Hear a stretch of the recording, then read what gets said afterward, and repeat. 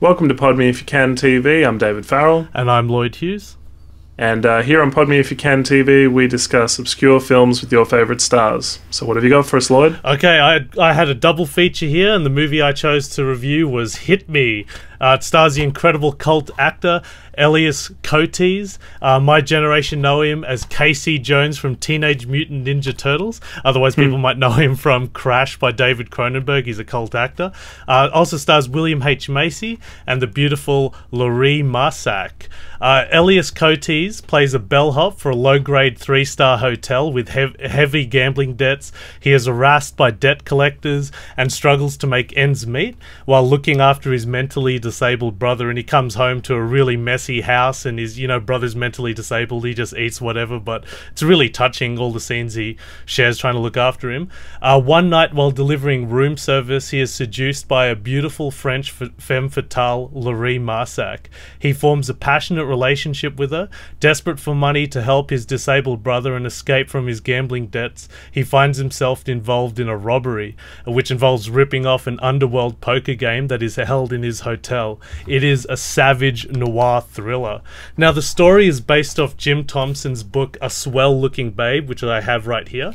And a lot of the reviews on IMDb were really unfair on this. Like, they kept saying it's a really poor adaptation, but a lot of Jim Thompson novels haven't been that successful to screen. I can only think of one, The Grifters with John Cusack, which is pretty good, and The Killer Inside Me with Jessica Alba, that has just been recently released. In my opinion, Dennis Johnson, who adapted the screenplay, I think he did a fantastic job. The script and storyline in this movie is dynamite. I think the performance of Elias Koteas is brilliant, a real tour de force. He just came off Crash, David Cronenberg's Crash, so he's kind of on a hot streak in like the mid-90s. So there is so much emotional intensity to his performance. I was so drained after watching this movie. I was like, whoa, you're just sinking in this quicksand with him. William H. Macy, in typical straight-to-DVD fashion, is in one scene for maybe 2 to 3 minutes. He just plays a detective interrogating him, so, he has a couple of good lines, but if you look at the front cover, you think, he's starring in it and he's got, like, top billing, but, And also Laurie Marsack, she does a pretty good job of the femme fatale in the movie. She's a real beauty, and you might think it's really underwritten, the performance, because a lot of key scenes she doesn't even have dialogue. It's just all delivered through the emotions of her face and through her body language. But considering the limitations of the role, I think she did a fantastic job as a femme fatale. Now, the worst part about this movie is the music, the cinematography, and the directing. The music is that all, Lloyd? The music is so horrible. It felt like, I don't know, just my ears were being stabbed in every scene. It's just placed, and sometimes it's louder than the dialogue. You're like struggling to hear the dialogue. It's poorly composed and just placed everywhere. The camera movements are awful. The camera placement is awful, and they use a lot of wide angle lens. The cinematographer, think of Terry Gilliam, like a poor man's Terry Gilliam film. I just think it looks really ugly. Like, I guess it does work in the sense the film is twisting and turning into the main character's point of view, so you're sort of like, getting that nightmarish quality, but I just think it looks really cheap and ugly. And also the production design, like the hotel is really freakish looking, like yellows, and like it looks like a Tim Burton-esque nightmarish hotel. I don't think it worked well. I think it would be interesting to see if like a David Fincher Seven style approach to this story. I think it would have been brilliant.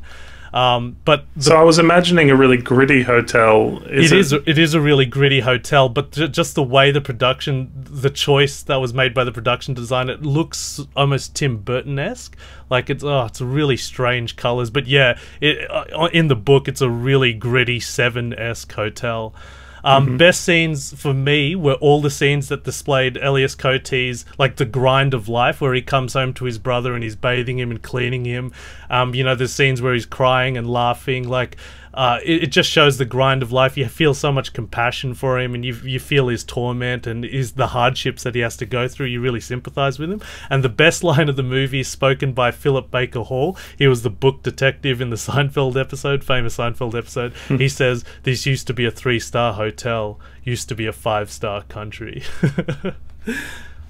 Okay, all right. Yeah, pretty interesting noir film, but just looks ugly. Script is great, performances are great, but just really poor choices with the camera movements, the cinematography, basically. So often on these series we're doing, we're finding out that someone who was in the film, obviously William H. Macy, became more of a star than they expected, and therefore the DVD reflects that. You know what I mean? Yeah. There's always somebody who is in like one scene, you know? Yeah. Two scenes. Elias Koteas has always been one of the most respected actors in Hollywood, you know, but he's just not a star. Yeah. He doesn't move DVDs. No. All right, hit me. Sounds good. You can find more from us at www.podmeifyoucan.com.